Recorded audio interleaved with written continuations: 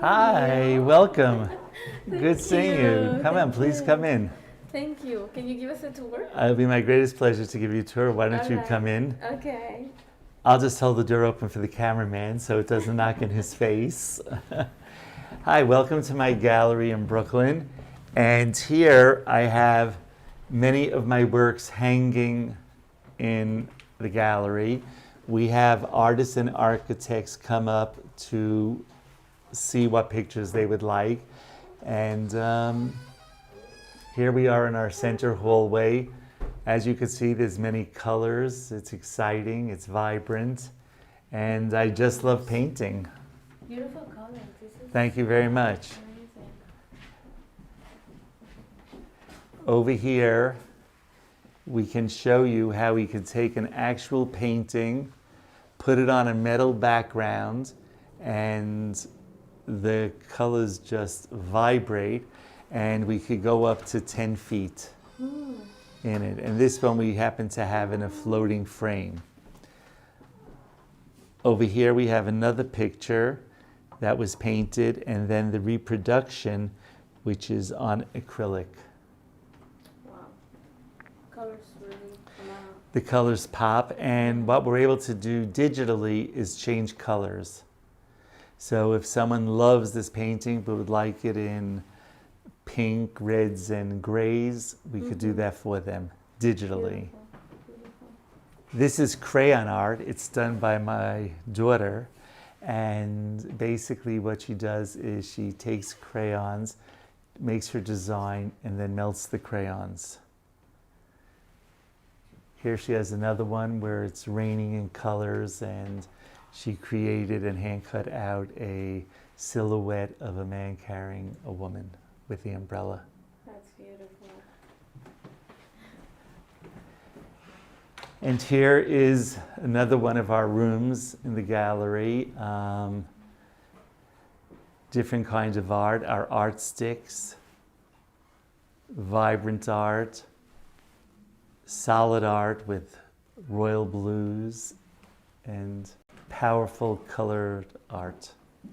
And then over here I have some pastel colors where I try to give a lot of texture, a lot of movement, a bubble effect or a petal effect. I enjoy it tremendously. Actually, when the place was totally bare, I painted the shades to give it a little color up there. And this is all acrylics? This is all acrylics. A lot of people tend to think they're oils, but I do at times put on varnish. I put on a heavy varnish. Okay. The varnish really pops colors, Yes. and at times it does make it look like an oil. Here's another movement piece. And Is it this flows. accidental painting? Is something that it does its own thing? Well, I create some of it. I am able to give it the movement that I want. Okay. And I'm able to blend the colors. I can't exactly say it's going to be perfectly how I want it, but I'm able to get my pinks where the blues are. So I'll have blue here, I'll have pink here, and I'm able to incorporate the pinks. Or over here, if I have a light blue or a darker blue, I'm able to bring in the lighter blue. So I do have a certain amount, a good portion of it is control.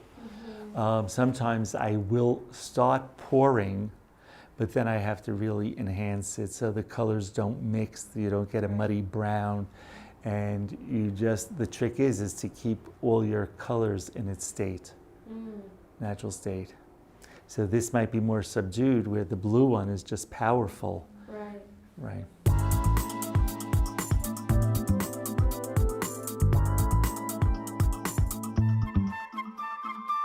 Unlike a regular gallery where you have one picture and you walk 5 feet and you have another picture, being in limited space in Brooklyn, New York, you try to maximize your space. Right. So as you could tell, all these pictures on this wall are the same size. I didn't separate them by color or anything, but by size, which these are 30 by 40s, which is a very good size for a lot of homes in New York, a lot of apartment buildings. California tends to go bigger. They have higher ceilings, larger pictures. China, went smaller pictures. Interesting, the different homes you find throughout the world. These are neon colors, very different. Right. Galleries would like me to have a definitive Palette? style, a definitive palette, so that I would automatically be recognized for my paintings. However, I tend to like to go different ways at this point. Yes. So maybe in the next 10 years, I'll give them what they want. You don't have to. No, I don't have to. But then again, oh, that's a Kerman. You know, it's interesting. For example, the top palette's very different because I kept a lot of white exposed. But it's your textures. So Right, there's the some texture is there. textures that I'm starting to recognize in the other, regardless of the color. Yeah. That's good. Moving along, Yes. it's a little bit hard to tell the vividness of this color. My peacock didn't have enough room to spread his feathers here, but the colors are really vivid. The powerfulness of these colors, when it's on a wall or white wall, it just brings a lot of happiness and joy. And I personally have no problem when someone touches a picture and feels the textures. Beautiful. Oh, this is so interesting. The other side of the wall is Right, the other side of the wall, I have different things here. This is really like the grunge, so to speak. They put this on walls made of brick and stone, the old homes in Manhattan and everything that had the brick fireplaces and brick walls. This is great. Thank you. This was done by my daughter, Wow. and There's an influence of your work in her work, of well, course, you know. there's an influence of the genes, the DNA. So, I mean, the That's work it. is, but she's a minimalist. She really enjoys simplicity. And I'm proud of her. She's great. Oh, I Come can into this show room. that. Amazing. I love it. Here I tend to throw a bit of watercolor, try to give a watercolor effect, even though it's really not. It's me diluting down my own paint. So that's another style that I like to do. So, how's the day in your studio? Do you paint every day? I paint at least 4 days a week. Okay. I usually paint from 6:30 to 8:30 in the morning, 9 o'clock. I like the morning sun coming up. I like the energy from the sun as the sun rises, so I enjoy painting. Yeah. And it's also a good time when no one bothers you. Here's a large picture. We just brought this back from Vienna. It was on a show. We had 10 pictures in show in a Vienna gallery. They sold some of them, and this one they just returned. I like to call it the red cardinal. I just have that little bird right in here. Right. Wow.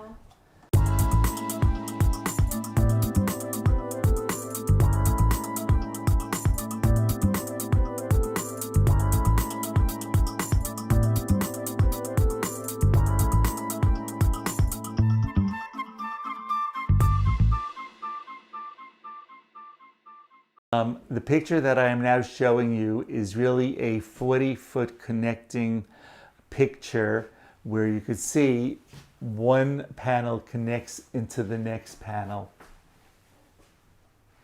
And we could take it 40 feet long on a 50 or 60-foot wall. Exciting painting these. Again, unfortunately, no 60-foot room in Brooklyn to hang it horizontally.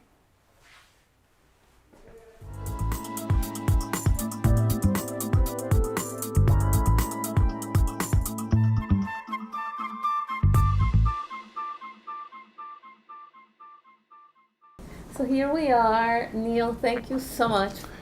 I want to thank you for opening the doors to your studio, your world, your universe. It's a great pleasure. Incredibly colorful universe. Thank you very much. It's Yeah. great having you and your staff here. Yes. Thank you. So I want to hear from the beginning. How did everything start? Because you have an incredible organization now, really well established, collected everywhere.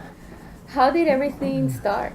It started with my mother. She gave Okay. birth to me. Okay. And no, in all seriousness, I have an uncle who was the colorist for DC Comics. He used to do the Superman, Batman comic books. And then Warner Brothers bought out DC Comics, and he used to do some of their movies and that kind of art. And I think I got a lot of my talent from him. Okay. I'm in the nursing home business for many years. I'm a licensed nursing home administrator. I'm also what's called an ACC, an Activity Certified Consultant, where I created and designed programs for the Alzheimer's patient. And in one of my nursing homes that I bought, I had a 60-foot empty wall, and I went out and bought 40 feet of canvas and paint. And I painted a picture and I hung it up, and people liked it. So I did the same thing on another floor, and a family member came in, they liked what they saw, they hooked me up with a gallery in New York, Sophia Ventura, and they hooked me up with the Marc Hachem Gallery in Paris, and before I knew it, I was flying to Marbella, Ibiza, Madrid, Cannes, Monaco, etc. So the first painting was 40 feet? It was 40 feet of canvas. In other words, it was divided into 10 sections. Wow. Yeah, it is wow. And I designed it in very bright and brilliant colors, but simplicity, because we also used it in the hallways for physical therapy for the residents. So the physical therapist might say, why don't you move your hand from yellow to red to blue? And it worked out very nicely. And now you focus, now that you mentioned that your art is focused on healing. Can you share a little bit about that? Well, I believe color can heal. I believe the spectrum has, as many colors, and each one has a component or a property that can heal individuals. And I wouldn't say every color is for every person, but people do get different feelings when they see different colors. It could even be if someone's putting something on. Someone might put a blue dress on in the morning and say, I just don't feel right in it. And they'll switch to a pink dress or switch the color lipstick. So I do believe that color makes people feel good.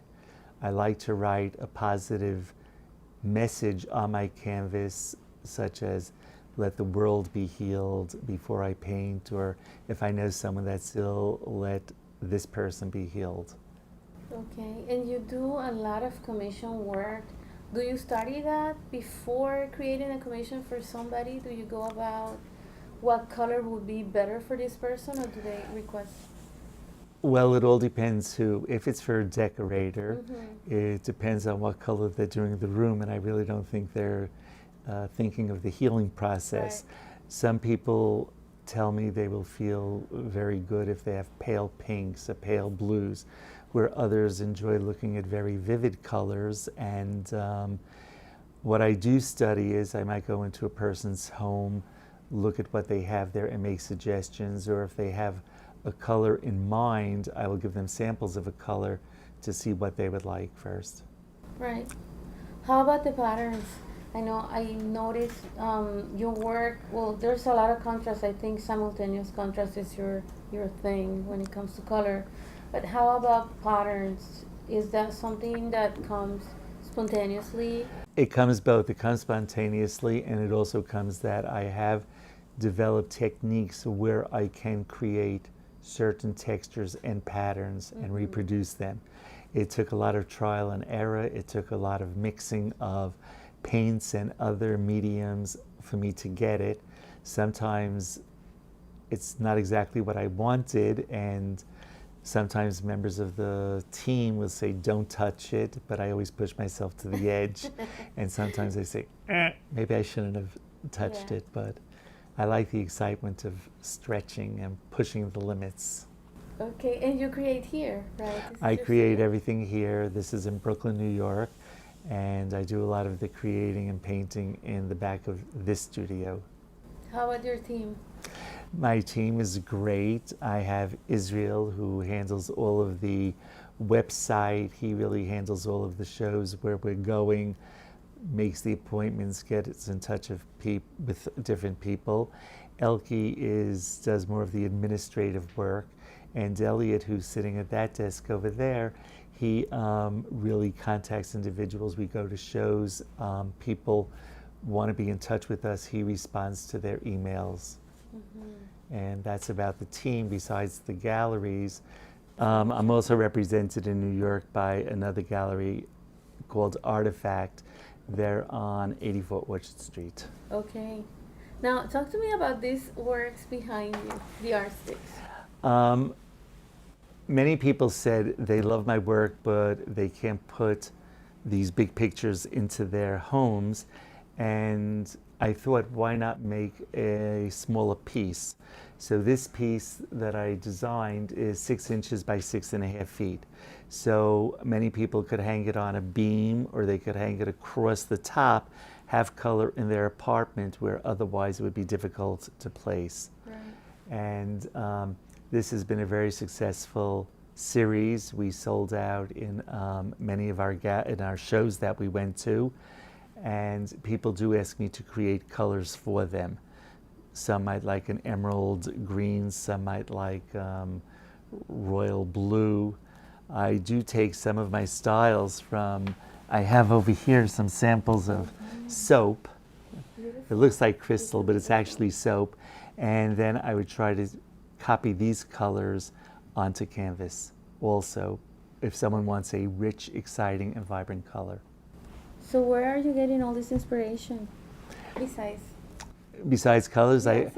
I also get it. I don't have it down here, but I have a tremendous tie collection. Oh, okay. And when I walk through the street, I will just buy the tie, because the way the colors are intertwined, perhaps I would not have thought of those colors, or I try to copy those colors. So I have many, many, many ties. And the inspiration really comes from the weather. I'll go outside. If it's a great day, I'll come into the studio. I'll say, wow, I could use a bright yellow, and I'll start a painting with a bright yellow. Doesn't always mean you're going to see yellow in that picture, but that's what I'll start with. Okay. Can you show us around? It'll be my greatest pleasure to show you around. Okay.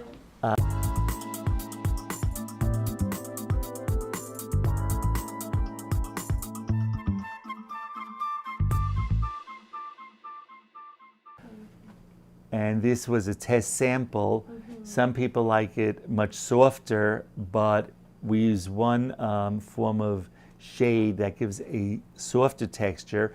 But if you use another shade, the vividness and the brightness will come out of in the colors. This is a metal piece of one of my paintings, and we can make this into many sizes. I think we could go up to 10 feet if we shoot in high resolution. All our pictures are shot in high and low resolution. This is a reproduction of one of my paintings on canvas, and we do it on metal and acrylic, but what we're working on is doing it in a wallpaper. So if we take this off, it comes right off, and voila, the wallpaper could go back on. Wow. You want to change your room overnight, and you have a different color room. And the last thing that we're working on is perhaps taking my paintings, which again is the same as this, Yeah. and the same as that, and making panels and putting them into pocketbooks. Beautiful. Great idea. Thank you. And now we'll continue through the studio here. Here I keep some of my paints. We try, anything that comes out on the market, I try it. I try the paint. I tried what textures I could use in my pictures. And we're always mixing oils and acrylics together and just trying to see what combinations we could get. So you work with both oils and acrylics? Very little oil. The oil I work with would be an oil varnish, Okay. where if I put a drop into the acrylic, it separates, and when I put it onto the canvas, It gives me great textures. Okay. Here we have the canvas room. I have pretty much all size canvases. Okay, and here we have all different sizes of canvases. And over here I'm experimenting, working with paint on paper towels. And these paper towels happen to be Bounty. If Bounty are watching, you know. We keep some paintings here in the studio, whether if they're going to be shipped out, the paintings, we get them ready here, we process them, and we do all of our shipping from here. And we just keep paintings around, not knowing necessarily what they are, where they're going, or who wants to buy them, but we'll just take them. And here I have more paints. I tend to use also, I like airbrush paint. Yeah, okay. Airbrush paint gives me nice colors, even though I don't airbrush yet. Okay. So I use that as a paint also. Over here on the floor, what we are doing, this was a sample, but we have made tables for people that have commissioned them. Sometimes they like a small artistic table in the child's bedroom or even in their living room. Okay, back here is where I do the painting. I do paint on easels, which is behind a painting, and I also paint on the table, where you can see some of our mess. But the reason I have everything on here is we're doing a show in Tokyo, and I design new colors which perhaps could be used on kimonos, and we're having someone come in later in the day to look at these paintings, and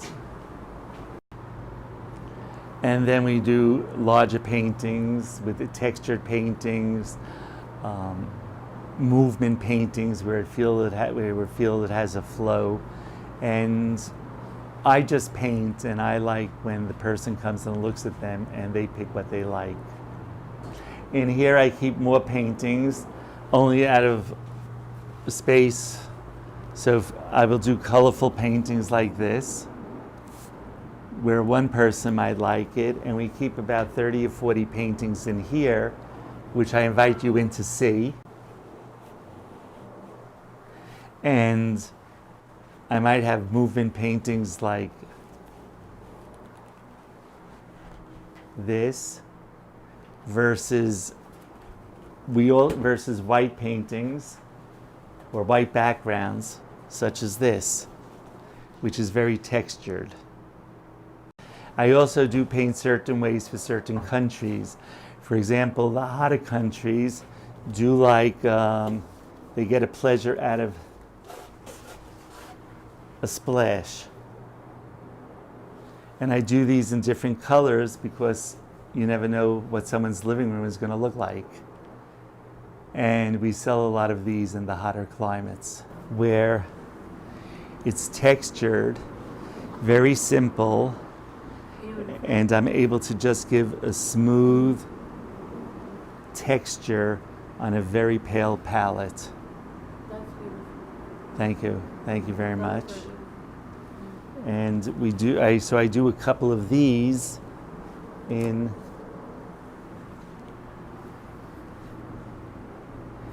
and it's also interesting that when someone looks at a painting, they turn it in different directions And you said you don't sign it until to see which way they like it best. And that's why I don't sign the front of the paintings, is because I want to see how someone wants to hang it first before they make that decision. Many of the larger paintings, such as the ones on the wall over there, people will hang vertical or horizontal.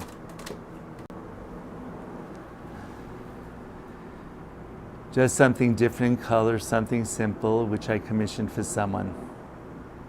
Yet now I'm also working on a smaller size canvas from the stick series, correct.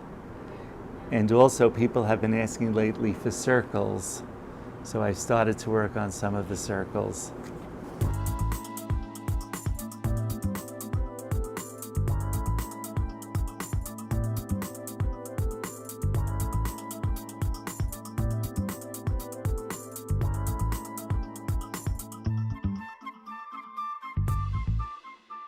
you so much for allowing us to come here. It's a great pleasure for Yeah. you to meet Alan and Alexis and your team. Yes. Thank you very much for coming. It's been wonderful. Yeah, these works are amazing. It's been, I don't know, it's been like walking into a different universe with all these colors. It's like a dream walking in your gallery. Thank you. I really appreciate that. For me, it's wonderful sitting here, just sitting on a couch and meditating, Yes. looking at the pictures. Yes. But I thank you for coming and visiting with us, and it's just been great. Thank you. Thanks. And just anything that you want to say before we go? Is there any message for anyone else? Enjoy your colors, enjoy your art, and enjoy every day. That's what life is all about. Yeah. Thank you. And don't forget, stay inspired. Be inspired. Bye.